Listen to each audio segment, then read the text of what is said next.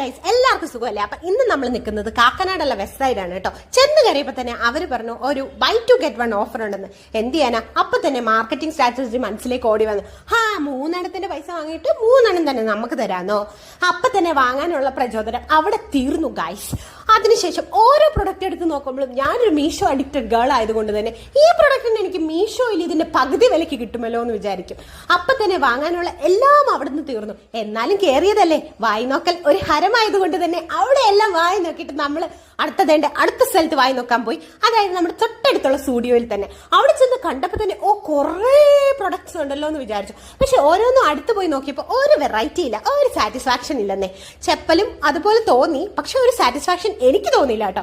പക്ഷെ എപ്പോഴും എനിക്ക് സാറ്റിസ്ഫാക്ഷൻ തരാൻ പറ്റുന്ന ഒരേ ഒരു വ്യക്തിയാണ് ഈ ലോകത്തുള്ളത്, അതായത് നമ്മളുടെ ലിപ്സ്റ്റിക് ഗൈസ്. എന്തോരം വാങ്ങിയാലും എന്തോരം കണ്ടാലും എന്തോരം ഇട്ടാലും ആ ഒരു സാറ്റിസ്ഫാക്ഷൻ അല്ല ഗൈസ്.